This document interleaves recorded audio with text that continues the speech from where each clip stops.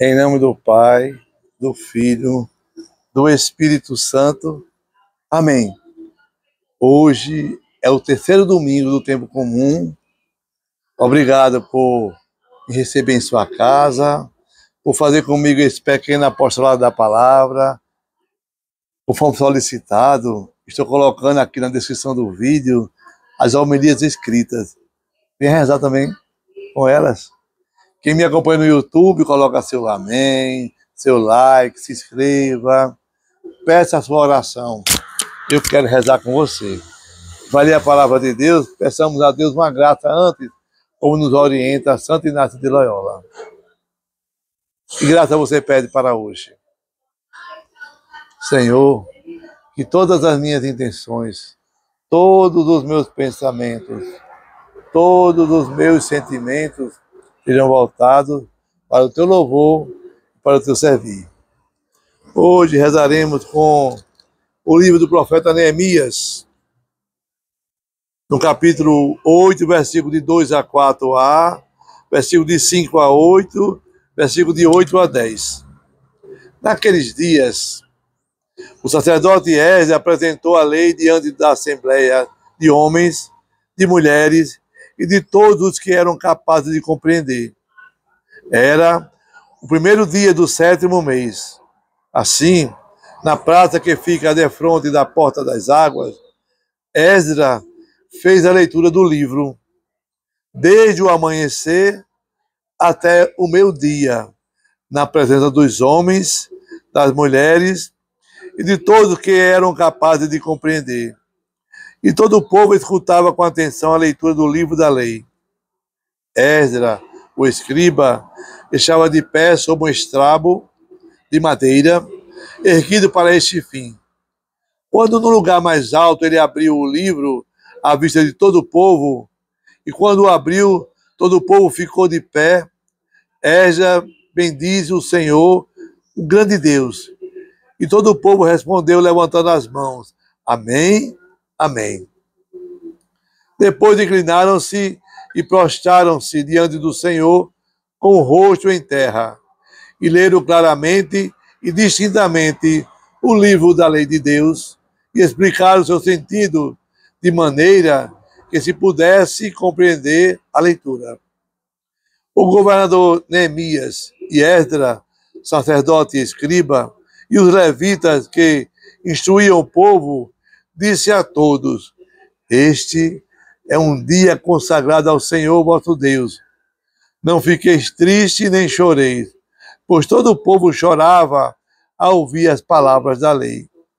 E Neemias disse-lhes: ide para vossas casas e comei carnes gordas, tomai bebidas doces e repartir com aqueles que nada prepararam, pois este dia é santo para o nosso Senhor. Não fiqueis tristes, porque a alegria do Senhor será a vossa força. Palavra do Senhor. Graças a Deus. Salmo responsorial 18b, 19. Vossas palavras, Senhor, são espírito e vida. A lei do Senhor Deus é perfeita, conforto para a alma. O testemunho do Senhor é fiel, sabedoria dos humildes. Vossas palavras, Senhor, são espírito e vida. A segunda leitura, breve, está na primeira carta de São Paulo aos Coríntios, no capítulo 12, versículo de 12 a 14 e versículo 27.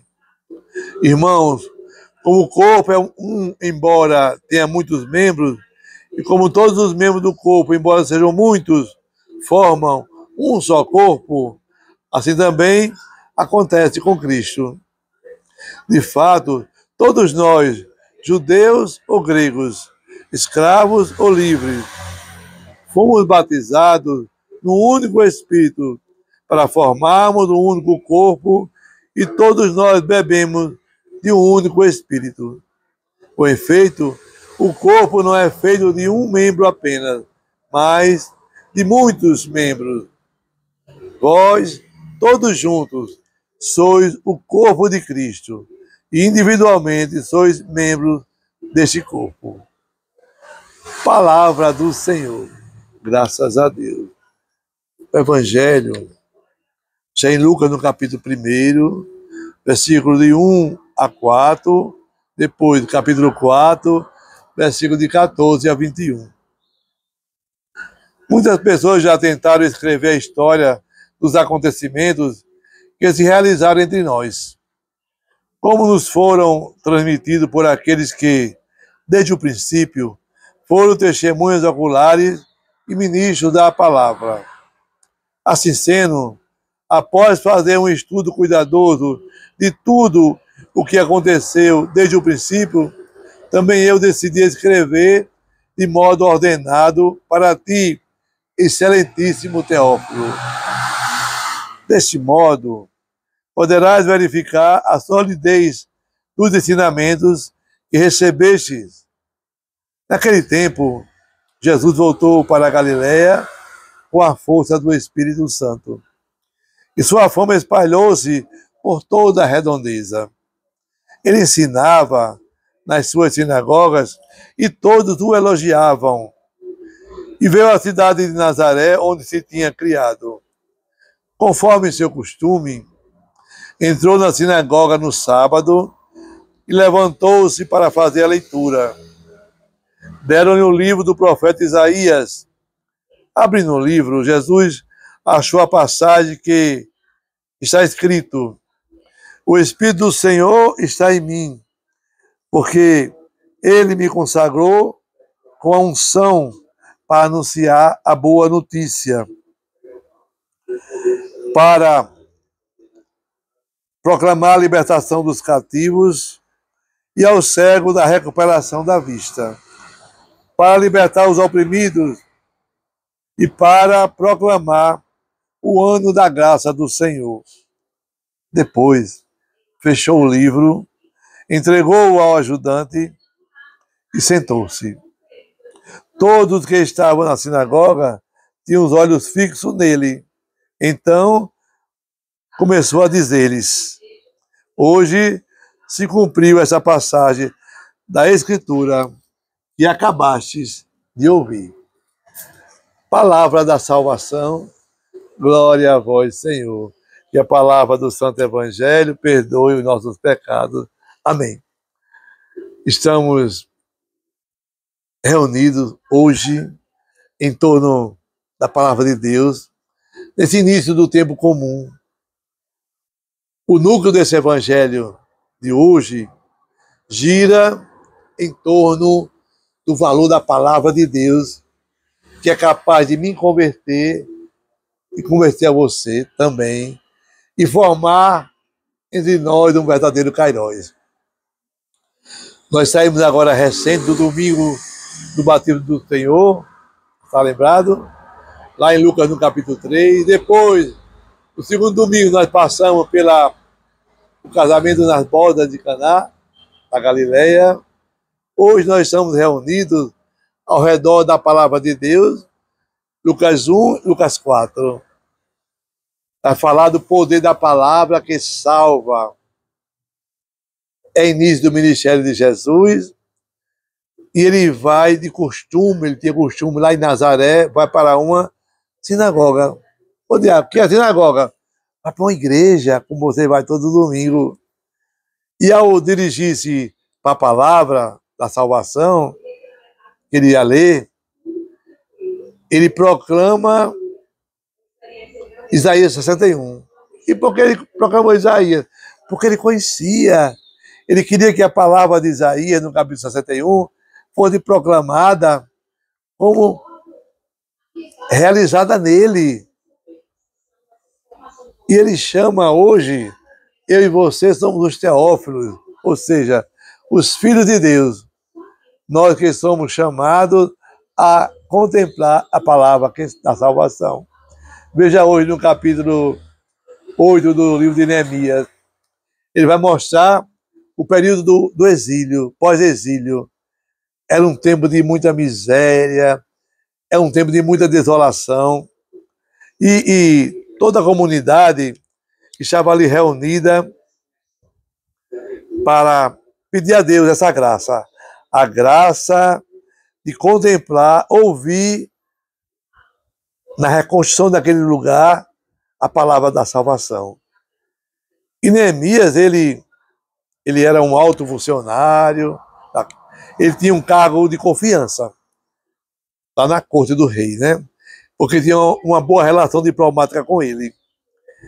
E o rei, ele recebeu uma autorização para reconstruir a cidade de Jerusalém e para reconstruir também o templo de Jerusalém.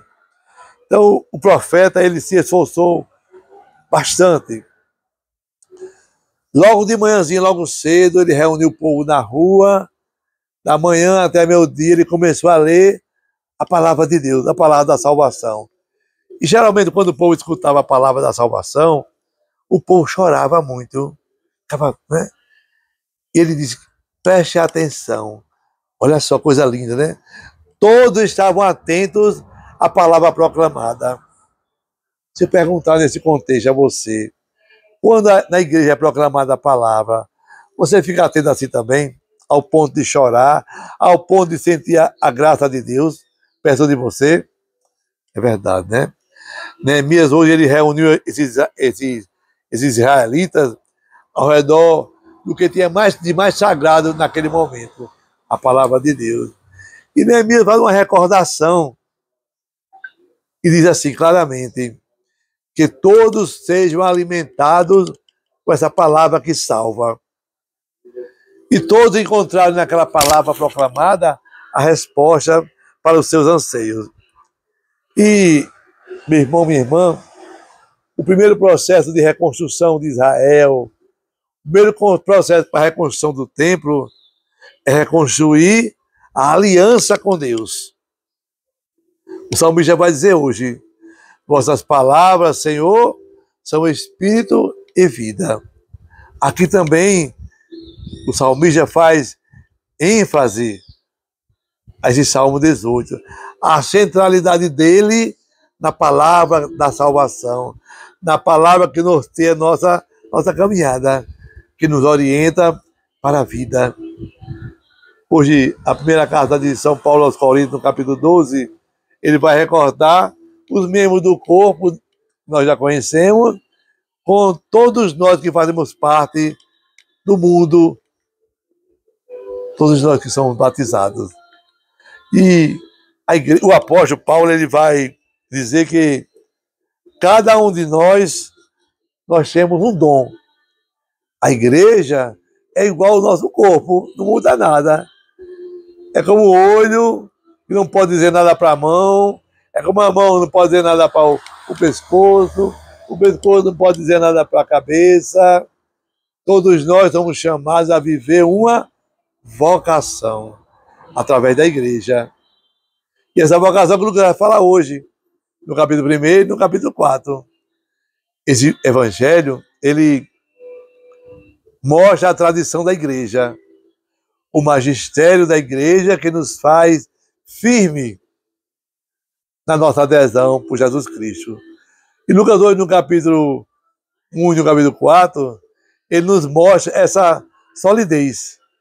Nos mostra essa solidez e diz que Jesus, ele ensina, e todos que escutavam Jesus ensinando ficavam encantados e o elogiavam. Quando a gente compreende a palavra de Deus, é bonito, né? Nós somos preservados de muitos males. E Jesus tinha o costume de ir à sinagoga todo sábado. Eu pergunto a você, tem costume de ir à sinagoga, a sua sinagoga, todos os domingos? Ô diácono, onde é a minha sinagoga? A sua igreja, vai para a sua igreja, deixa besteira. Ah, não vou não, porque tem muita gente falador lá. E daí, você também não é falador? Vá para lá, aumenta o time. Oxente, precisamos sim estar unidos à palavra de Deus, celebrarmos em comunidade. Mas Jesus, ele abre no livro de Isaías, no capítulo 61. E por que ele abriu aquele livro, diácono? Porque ele queria que se cumprisse aquela palavra.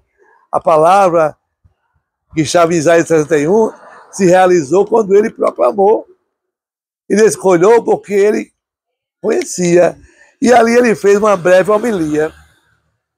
E hoje, por força do Evangelho, essa palavra é atualizada em mim e em você. E Jesus ele proclama: o Espírito de Deus está sobre mim. Está vendo? E todos que estavam ali, todos que eram batizados, sentiram essa proclamação, esse amor de Deus. Jesus foi consagrado para anunciar a boa nova aos pobres. Ô diabo, e quem são esses pobres? Oxe, sabe não? Esses pobres sou eu e você. A gente não tem dinheiro para comprar a vida eterna, a gente não tem dinheiro para ir para o céu, a gente não tem dinheiro para comprar a salvação. Nós somos os pobres, foi para nós que Jesus veio pregar essa palavra. Somos pobres porque somos pecadores.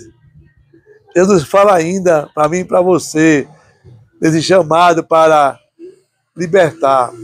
Libertar quem, diácono? Libertar os cativos. Oxe, quem são os cativos, diácono? Os pecadores, aqueles que sofrem com dores, aqueles que são oprimidos. E quem são os oprimidos? São aqueles que carregam fardos pesados, da doença, da culpa, do ódio.